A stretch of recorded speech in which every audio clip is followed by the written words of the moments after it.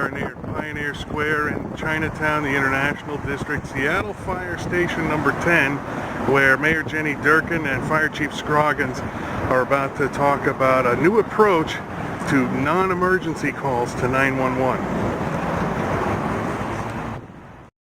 And this is John Ehrenfeld with the Seattle Fire Department. He has been described by the mayor as the architect of this program. Let me ask you firstly, John, how did you come up with this idea?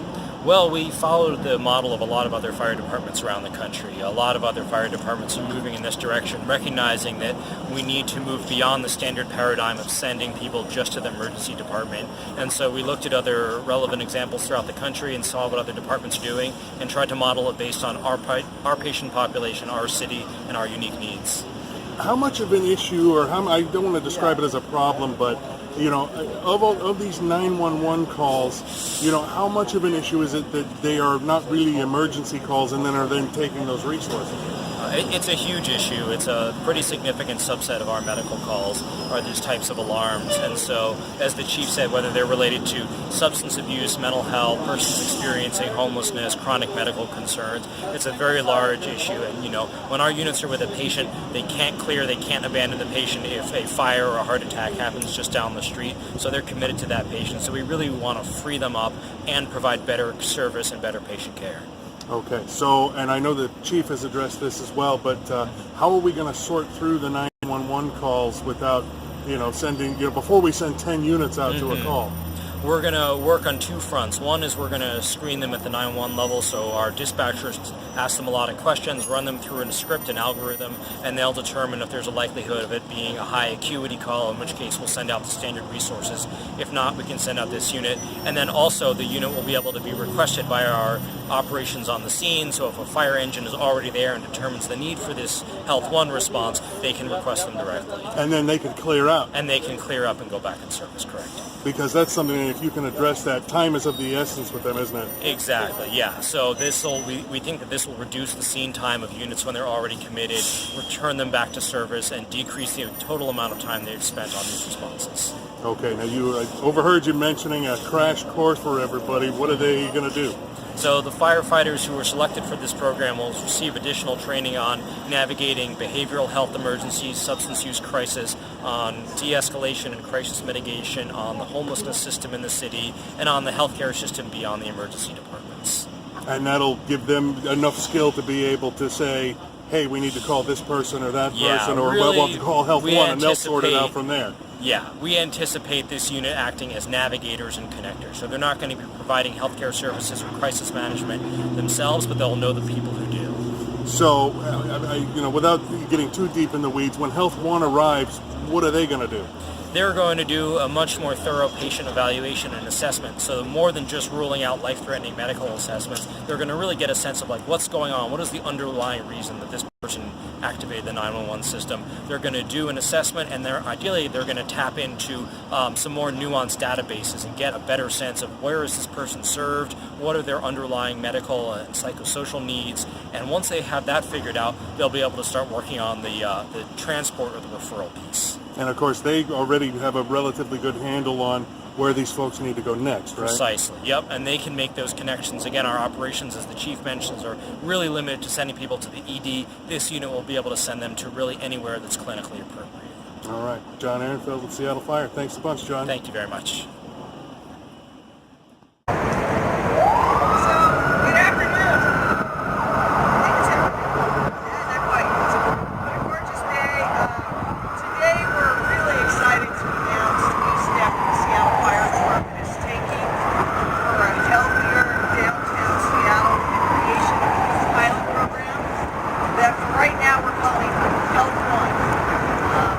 I have to say that we will have a team especially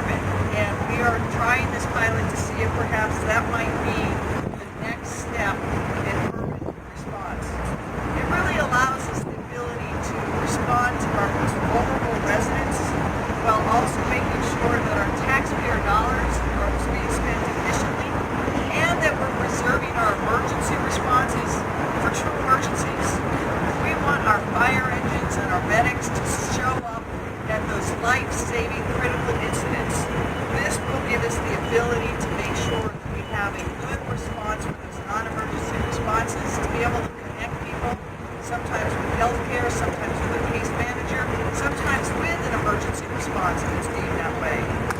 I can't say enough about the Seattle Fire Department and the way it has responded in the last 2 years as we have grown as a city. We have seen our city grow by over 100,000 people, and yet our fire department is as lean as it was when that growth started. They are working every day to keep our city safe, to respond to emergencies, everything from fires to heart attacks to what happens day to day throughout the city. We're seeing those emergency responses many times don't need an emergency response, and that if we can have a way to deal with the low acuity calls that we're getting in a humane way to connect people to services, to get them the services they need, we will serve them better and free up those resources for our fire department when they need it. I want to thank the fire department and particularly Kitty Stewart and Local 27 who came forward saying, how do we as firefighters get smarter, get better, have different responses? This program, I think, is really a pilot that we, if it goes right, we may see this as the new urban response to non-emergency responses.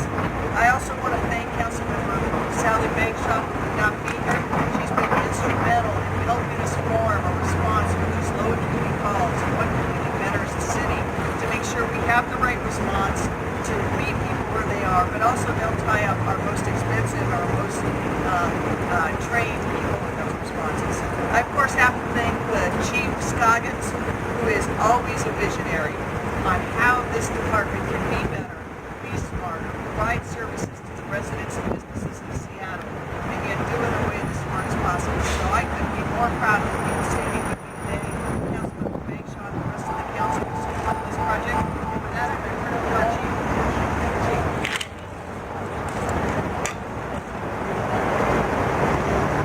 Well, good morning. Today's an exciting day because we've reached a bit of a milestone in the development of this program, this mobile integrated health program that we call Healthline. And we're excited about that because as we know as firefighters, we have become a part of America's healthcare system. We take that on proudly. When people need help, they call 911, and we go up and we do the best we can to serve them where they are. This is going to give us even more options to serve this community in a better way. So in 2018, we ran approximately 96,000 calls for service. 77,000 of those calls were EMS. 60,000 of those calls were basic life support, or what we call low acuity. About 40% of that 60,000 calls really were not life-threatening emergencies, and they really needed to be somewhere else. This pilot is going to give us an opportunity to get them to somewhere else. This unit will be staffed with 2 firefighters that are going to receive additional training and additional skill sets that will be partnered with a social worker that when we go out and we're able to serve people, we're going to listen to them and talk to them. If they have a substance abuse problem, we're going to be able to get them to crisis management. If they need a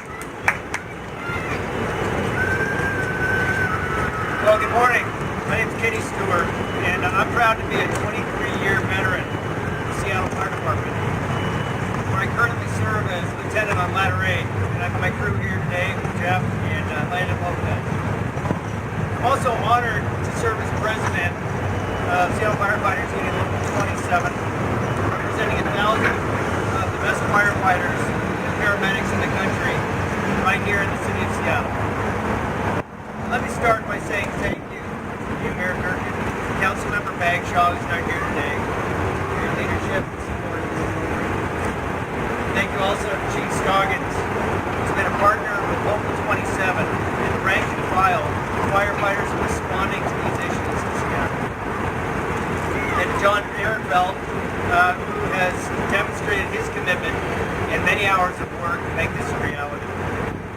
Finally, I want to recognize the dedication and service of Seattle firefighters, like those here at Fire Station 10 and across the entire city. The dramatic increase in the workload over the last decade that our firefighters have responded to has taken a toll on firefighters both physically and mentally.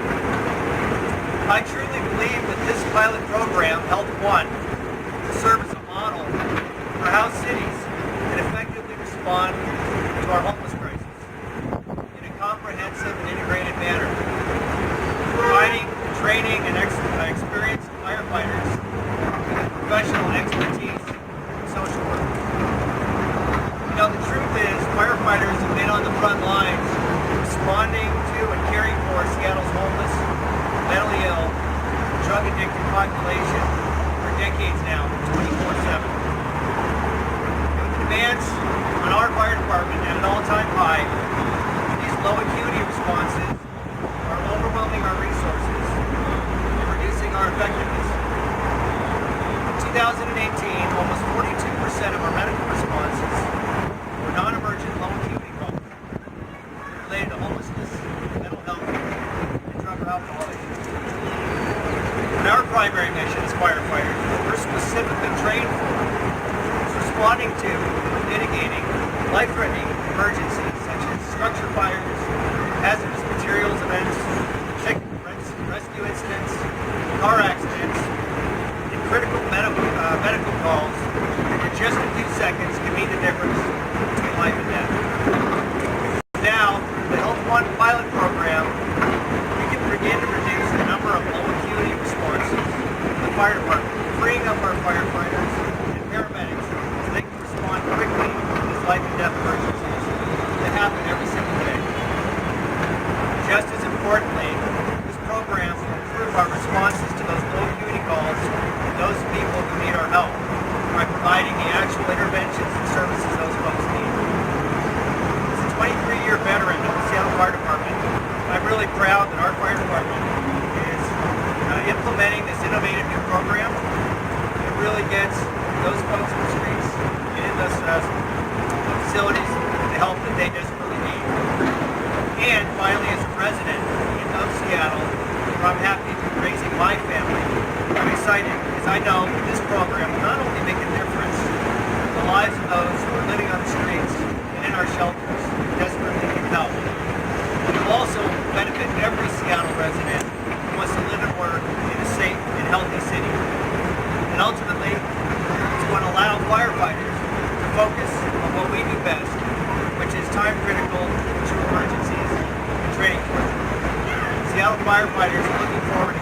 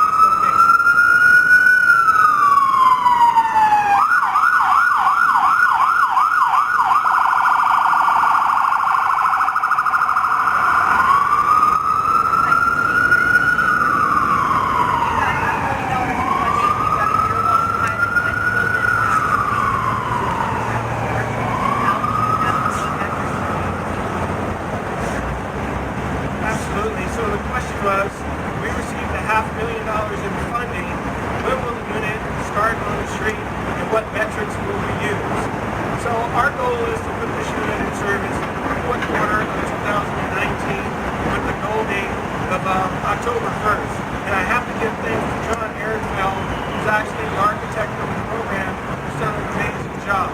As this unit hits the street, just like all new programs, it's probably going to take us a few months to find our cruising altitude. But one of the things that we're clearly focusing on are these high-utilizing individuals. Are there substance abuse issues? How many people are we taking out of homelessness into shelter, and the other situations that whether it's addiction to drugs or alcohol, we'll be tracking all of those things for every response that we go on, and we'll be able to look back and see, are we reducing our calls to these individuals? So are we reducing our call load? But more importantly, are we getting people the help that they need so they can transition out of the experiences that they're currently in? Well, success will be every person that we remove out of an unfortunate situation. If someone's suffering from addiction, and we're able to get them to a crisis management center, and they're able to get stabilized, transition into housing, and to continue on with their lives, that's what success looks like to us. If it's a person living on the street, and we get them to shelter for a night because that's what they need, that may be short-term success, but because their social work is there to receive them and help them, they actually have the ability now to transition out of homelessness. That's important to know also.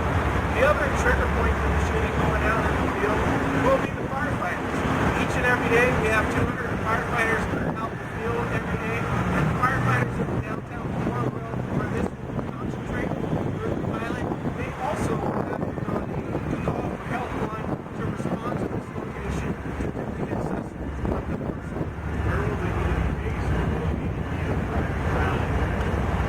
It'll be in one of the downtown stations, but throughout the course of the day, it will be out in the field in the downtown core. Now, our goal is to run this unit during the course of business hours. So, if they have a person and they need to get them to an urgent care or a primary care appointment, they're open during business hours. If they need to get them to crisis counseling, they're open during business hours. So the pilot will be through the course of the business day, as most of those type of facilities start to shut down as we transition into the evening hours. James, you said 2 firefighters and 1 social worker, is that right? Yes. And so team number 3, what are the vehicles? Is it ambulance or fire truck or just a car? Well, right now we're going to start off with either an ambulance or one of our Suburbans. That's what we're going to start off with. We're still figuring that out based on what we need to carry. We have both options available to us right now, so we're going to figure out what's the best fit. And where will that social worker come from? Is that a city employee or from a emergency company? So we're working through the details there. Right now we currently have a social worker on staff with the Seattle Fire Department, and she comes from ADS, and that's been a great asset to the team. So we may fall back on those existing relationships, because what that will do for us, it will give us a bit of a backstop because they already have a system in place. So if a person needs to take a day off, we can actually backfill and replace them. So we're working through all those details right now, but we have seen the benefits of our social worker being on staff. Right now what she does is, we go on the 911 emergency, she looks at the high utilizer patients, so she reaches out and does a contact with them, which is very intentional, to try to connect them up with services to help them in the future. And we have seen a reduction in some of the calls to some of these high utilizing individuals.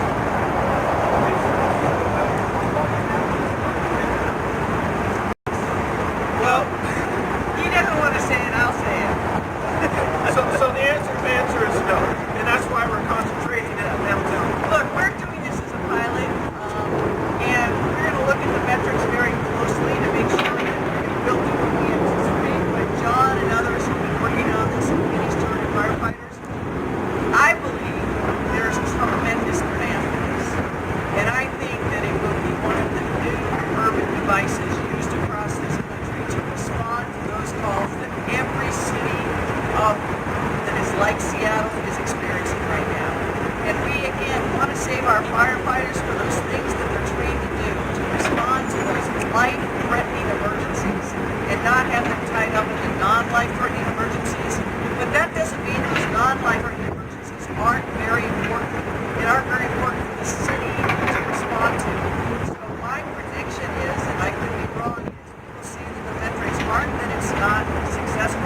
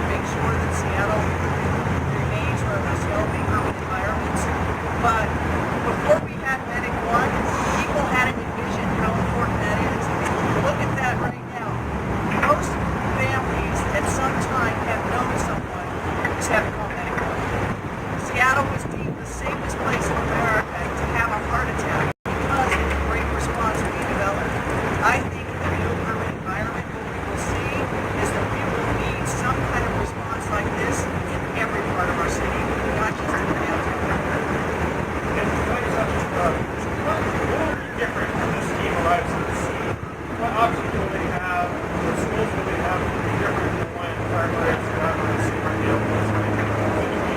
I'm going to let them address, but the short thing is, when a firefighter arrives, their response, their emergency response is fairly limited. If someone needs health care, you got to put them in an ambulance and you take them to the ER. It's the ER. It's one of the most expensive health care responses we have.